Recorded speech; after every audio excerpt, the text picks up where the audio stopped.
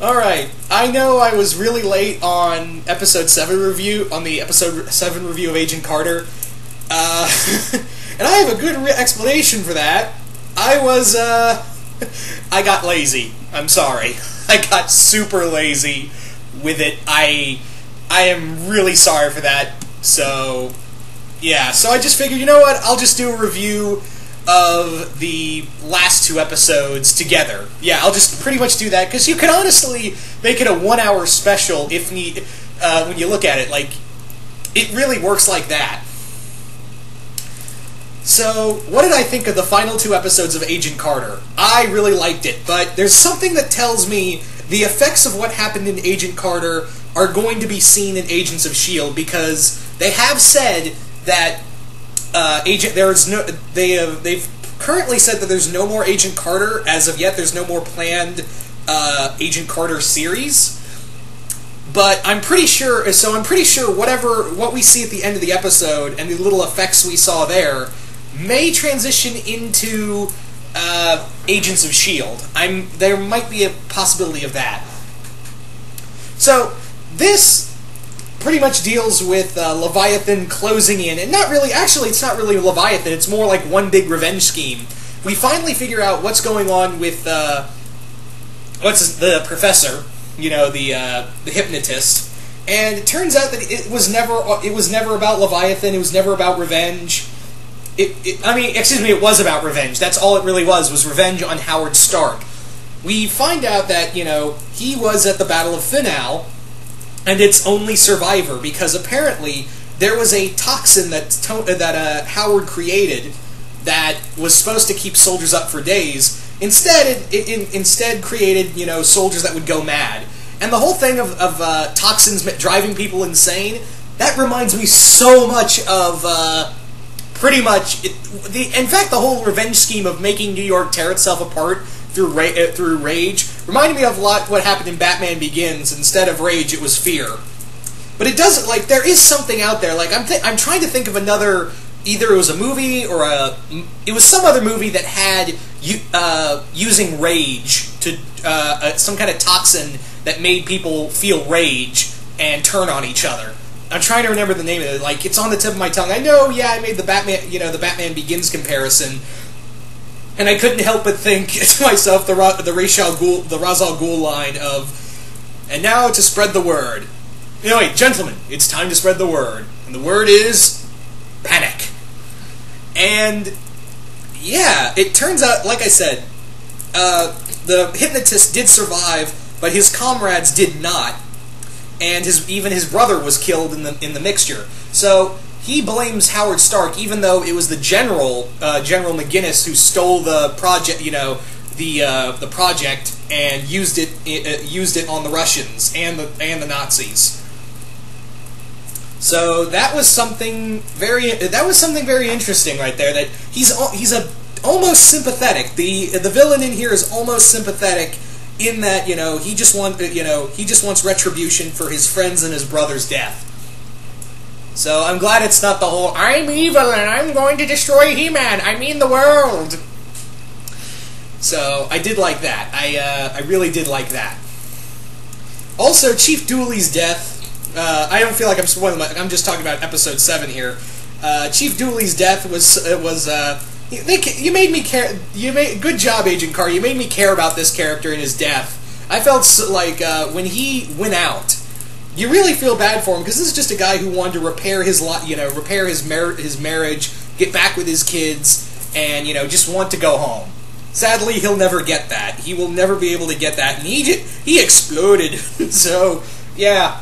I'm kind of it would have been really a really bad add-on, like bits and pieces of him are falling on the ground. Oh man, I feel bad for everyone who was under that building, was walking on the sidewalk of that building when he jumped out. Oh, it's going to be raining men.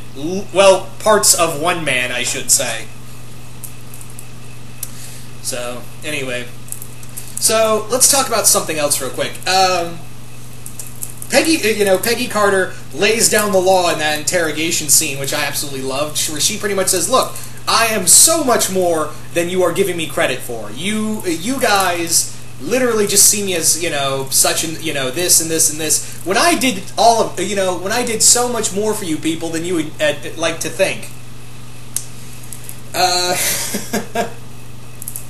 We also get more of Dottie, who I think they call, I think I could be wrong, but I think the hypnotist, I'm just going to call him that because I can't remember his name, he calls her, I think he calls her Yelena. I could be wrong, but I think in one scene he calls her Yelena, so I think that could be Yelena Bolivia, the second Black Widow. And they did say that, even though she got kicked out of a window and fell onto a plane in Howard Stark's private gallery, she survived because Marvel spy, whatever.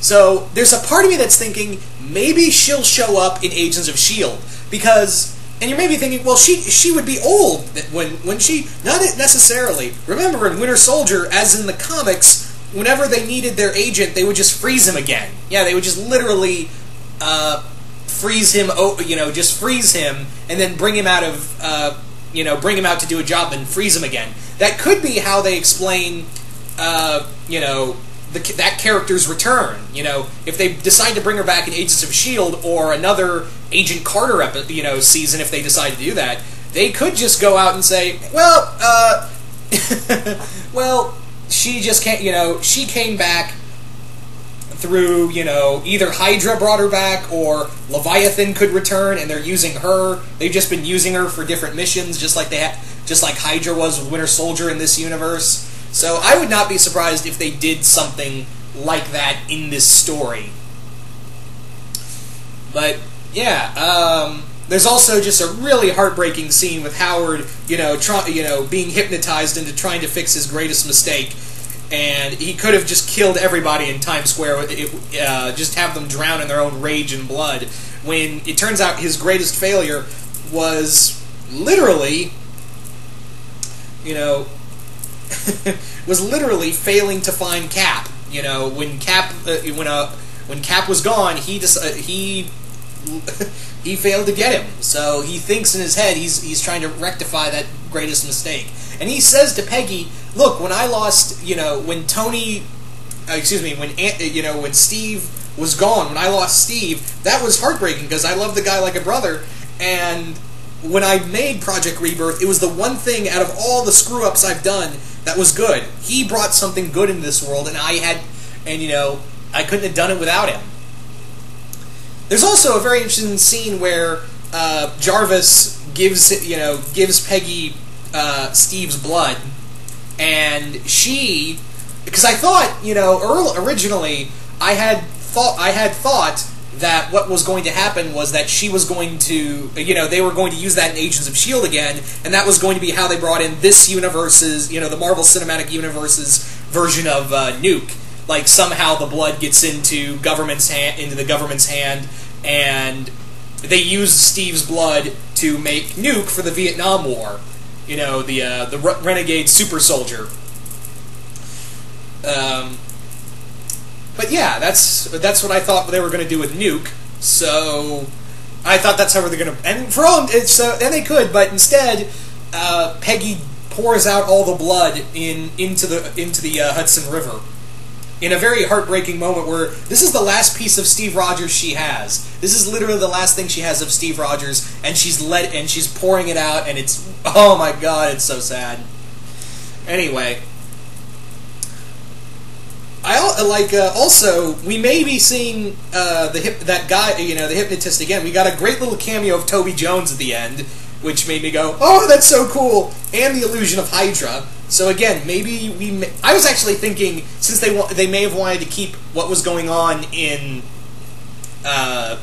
Agents of S.H.I.E.L.D. going, I thought it was going to be Daniel Whitehall, Kraken, the villain from the first half of the series of season 2. Excuse me.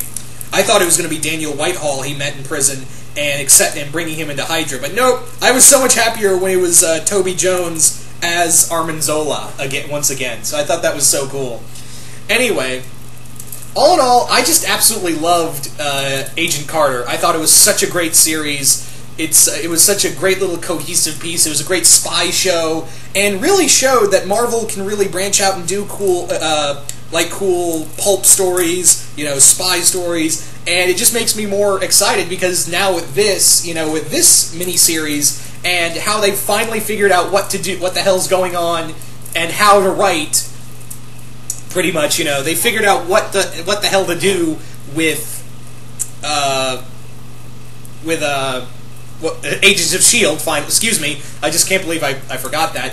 I feel like and also with Daredevil coming up soon, I feel like Marvel now knows what they're doing with live-action TV shows, finally.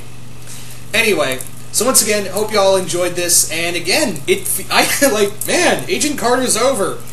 But next week we get Agents of S.H.I.E.L.D., and I can't believe I'm actually excited for that. Because Season 2's been really good, and we're delving more into the Inhumans, which will be nothing short of awesome.